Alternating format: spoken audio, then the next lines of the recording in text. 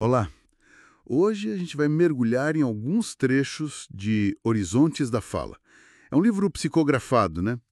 Pelo João Nunes Maia, atribuído ao espírito Miramês. Isso mesmo, a fonte principal são os próprios excertos do livro. É uma obra bem focada na disciplina da fala, sabe? Na educação da nossa voz. E a nossa ideia aqui é analisar um pouco essas noções centrais que ele traz sobre o poder da palavra, a responsabilidade que a gente tem. E as consequências também, né, do que a gente fala. Exato. E quem sabe despertar o interesse para ler a obra toda depois. Bom, vamos lá tentar desvendar um pouco isso. Logo no prefácio, ele já joga uma ideia bem forte, né? Fala da disciplina da fala como algo urgente. Até como, olha só, caridade consigo mesmo. É, já começa impactante. Estabelece um tom sério, assim, para algo que a gente faz todo dia sem pensar muito. Pois é, e como isso se desenvolve? O que mais ele diz sobre a natureza da palavra? Bom, o capítulo 1 aprofunda bastante. Trata a palavra como um dom divino mesmo. Algo que levou, tipo, milhões de anos para se formar. Milhões de anos? Uau! Sim, e que conecta o material e o espiritual. A ideia é elevar nossa consciência sobre o ato de falar, sabe? Tem até uma citação ótima. Qual?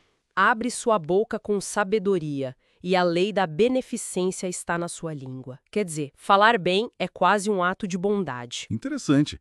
E tem um ponto curioso também nesse capítulo, que eu achei bem legal. Ele fala da conversa como uma troca de energias vitais. Ah, sim, aquela parte que diz que a gente busca conversar quando está meio esgotado para receber algo do outro. Isso. Cotas doáveis de alma a alma. E compara a palavra valiosa a pérolas, a ouro. Nossa, isso dá um peso enorme para cada conversa, né? E essa ideia da troca de energia se liga a outra coisa que o livro traz. A comunicação não é só nossa, dos humanos. Como assim? Ele lembra que a natureza inteira se comunica, de alguma forma. Mas nós, com a razão, temos uma responsabilidade maior, entende? Ah, claro. Faz sentido. E aí vem a dualidade da língua. Pode ser usada para maravilhas, como ele cita o exemplo de Jesus, ou para destruir. Ele usa umas imagens fortes. Quais imagens? Fala da língua como lâminas, agulhas, até labaredas. Bem gráfico para mostrar o potencial destrutivo. Nossa, pesado. E como lidar com essa dualidade toda? O livro dá alguma dica prática? Dá sim. Ele fala muito da importância da brandura no falar e, do outro lado, da paciência no ouvir. Duas coisas essenciais. Brandura e paciência. Anotei aqui. Gosto também daquela imagem da boca marcando o início e o fim da vida na Terra, sabe? O choro do bebê e as últimas palavras. Sim, sugere que educar a fala é uma jornada para a vida toda, né? E as consequências não são só imediatas, no nível das relações. Tem mais coisa. Tem. Os capítulos 8 e 13 falam do impacto energético. Falar bem traria harmonia para o universo, para o nosso próprio bem-estar. Já falar mal desafinaria o instrumento orgânico espiritual. Desafinar o instrumento, que expressão, hein? Pois é. E aí entra um conceito que ele chama de egrégora.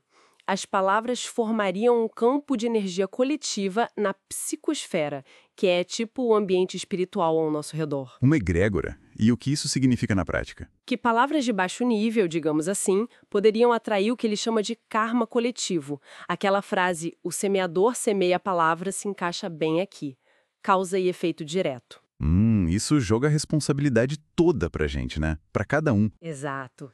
O capítulo 12 fala que a gente pode ser escravo das inferioridades nos pensamentos e nas palavras. E como a gente se liberta disso? O caminho sugerido é a prece, a meditação, o trabalho constante e o que ele chama de reforma íntima. Aquele processo de se conhecer e buscar melhorar moralmente. Entendi. E essa reforma passa pelo pensamento, também, não só pela fala. Com certeza. O capítulo 17 conecta os dois. Pensar é um dom, mas a palavra é como ele se expressa no mundo, é o veículo. Por isso, tem que educar os dois. Faz todo sentido. Tem aquela citação de Paulo que ele usa, né? Isso, porque com o coração se crê para a justiça e com a boca se confessa a respeito da salvação. Mostra bem como a palavra exterioriza o que está dentro. Puxa, tem muita coisa. Lembro também de ter lido sobre a música da fala. Ah, sim, no capítulo 30. A ideia de que a fala pode ter uma qualidade harmônica, quase musical. E a parte de conversar com a natureza. Aquilo me pegou. Capítulos 61 a 63, acho. Sim, ele propõe uma comunicação baseada no amor, com as nossas próprias células, com as plantas, os animais, buscando cura e equilíbrio. É uma visão bem ampla, né? Muito ampla. E tem mais uma coisa que achei impactante. O capítulo 27, O que ele diz? que a palavra atinge duas faixas ao mesmo tempo. Os encarnados, nós aqui, e os desencarnados, quem já está no plano espiritual, mas na mesma sintonia. Nossa, isso aumenta a responsabilidade exponencialmente, né? Quer dizer, o cuidado tem que ser redobrado. Exatamente. Então, tentando amarrar tudo isso, o que fica dessa exploração? Para mim, a mensagem principal é que Horizontes da Fala não trata a palavra como algo banal. De jeito nenhum. É uma força mesmo, uma energia poderosa que molda a nossa realidade interna, a saúde, as relações, até o nosso caminho espiritual. É um convite forte para a gente reavaliar o peso do que diz. Perfeito. O livro coloca a fala como uma ferramenta divina, sabe? Capaz de criar, de destruir, de curar, de ferir, de libertar ou aprisionar. É, profundo. E isso deixa a gente com uma pergunta, né? Uma reflexão que permeia a obra toda. Será que a gente tem consciência desse poder imenso que está na nossa boca? E mais importante, como a gente está usando essa ferramenta? Para construir um mundo melhor, começando por nós mesmos? Fica aí para pensar.